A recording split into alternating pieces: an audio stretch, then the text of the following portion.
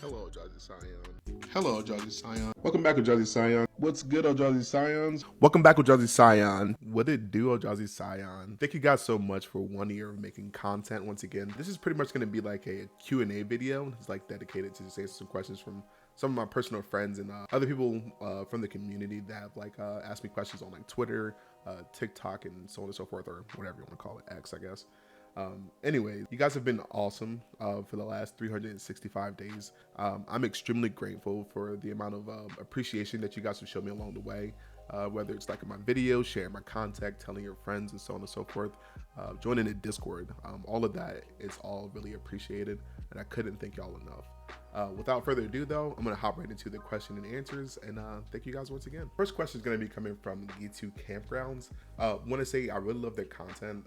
They do some deep dives into like the philosophy of magic, and they make some really cool content on TikTok. And their question is, if you were in a Eldrazi spawn, which lineage would you be a part of? I thought it was a really, really hard question, and I think I would probably say like Ulamog.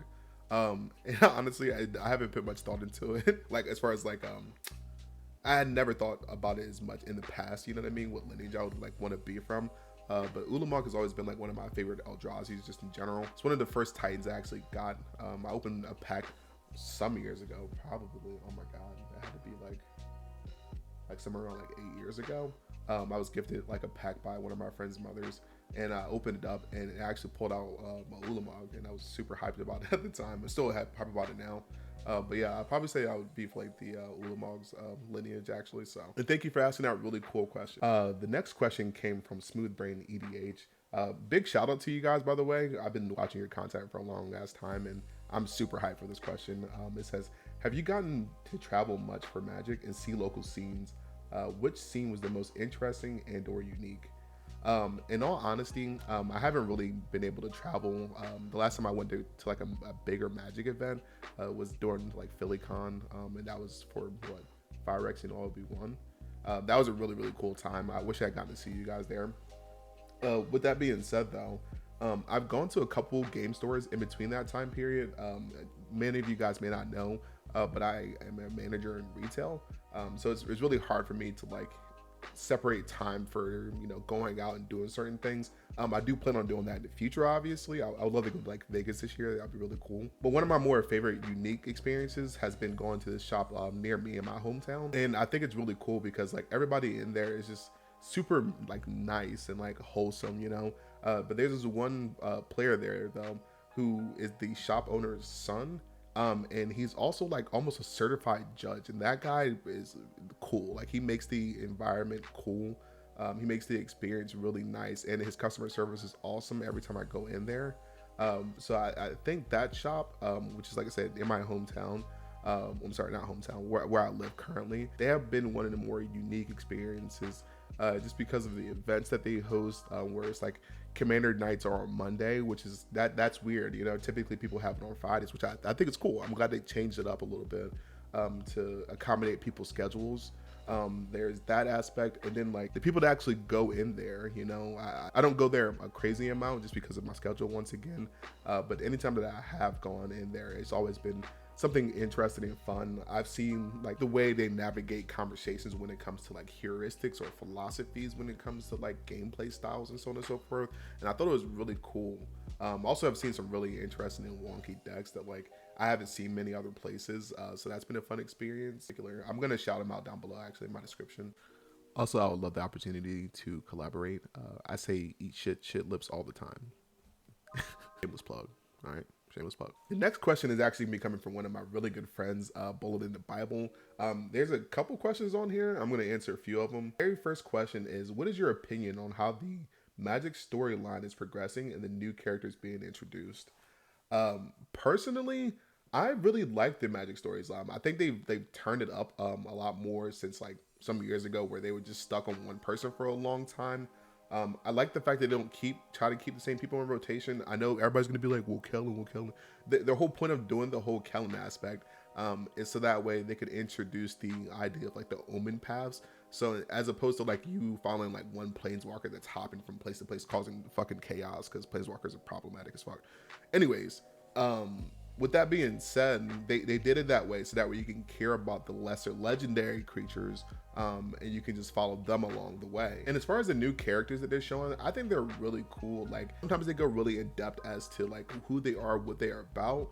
And I think that's really interesting. And then there's some other ones where I'm like, oh, I would really like to see where they are in the future, like Annie Flash from Outlaws of Thunder Junction, Amalia from Ixalan, of course Kellen. I would like to see him in the future, but I'm okay with the space in between and that it's going to happen because he's not going to be relevant for a while.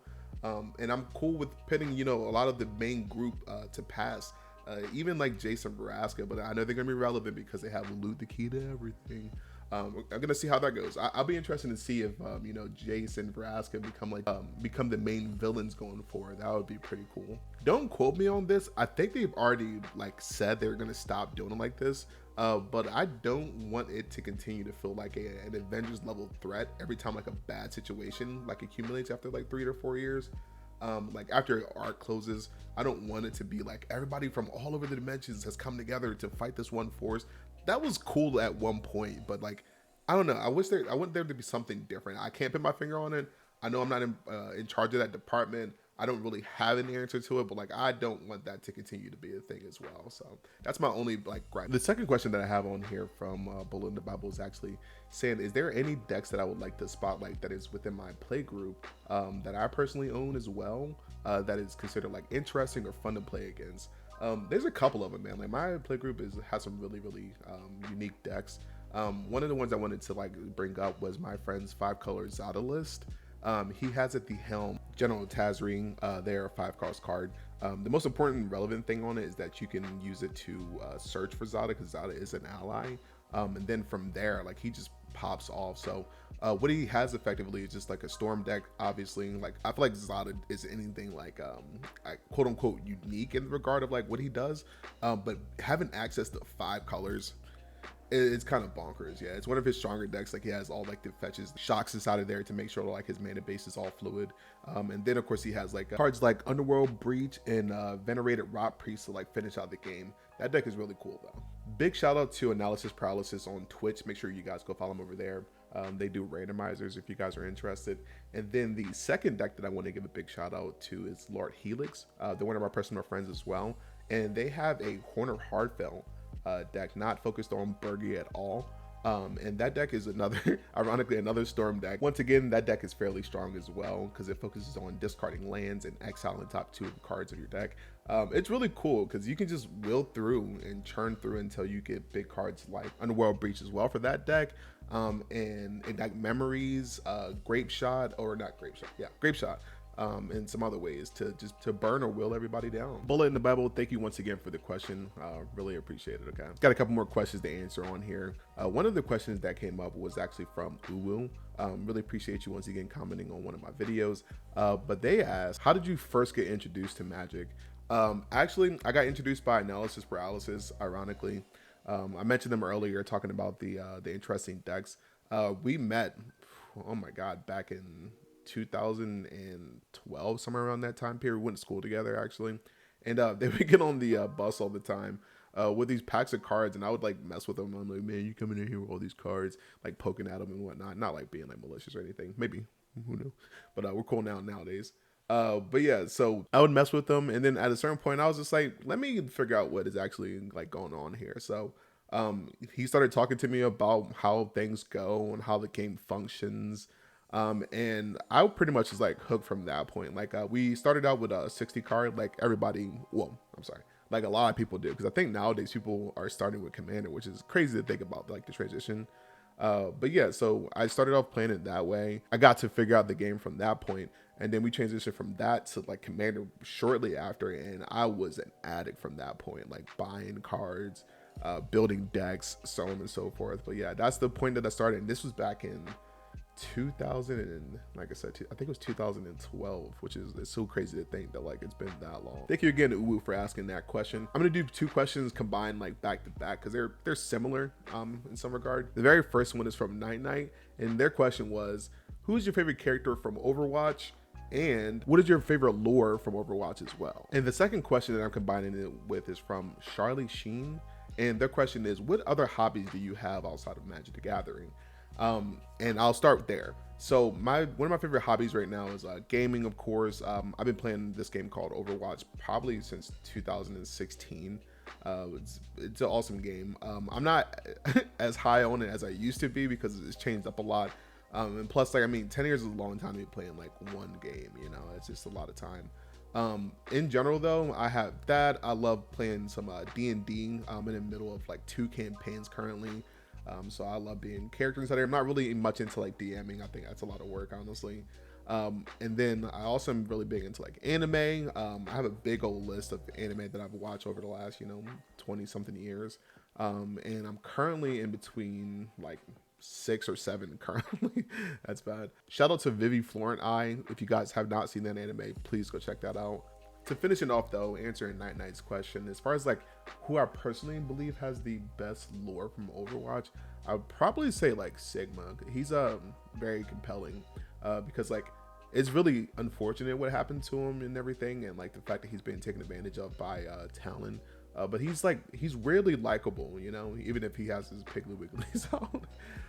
But yeah, with that being said though, I would say my favorite hero, man, it's got to be Winston. I mean, you know for a fact that I have a crazy amount of hours. I think I have like 137 hours in just that one character, so it's a lot. There's really like a big overlay between like Overwatch people and like people that play Magic as well. Comment down below if you're one of those people like that do both. And that is going to wrap us up this time around. Thank you once again for everybody that contributed to the question and answer. I didn't get to some of your questions, unfortunately, because like the video would have been like 45 minutes to like an hour. I do appreciate y'all once again just for being with me and sticking by me for this last year. Make sure that you guys share the content. That goes a long way as well. And make sure that you comment for future content. I'm always looking at the comments and looking for suggestions as well. Other content creators that are out there, if you're looking to collab as far as like spell table, gameplay, things of that nature, feel free to reach out to me. I'm 100% down to play some games on webcam. Okay, you guys take care.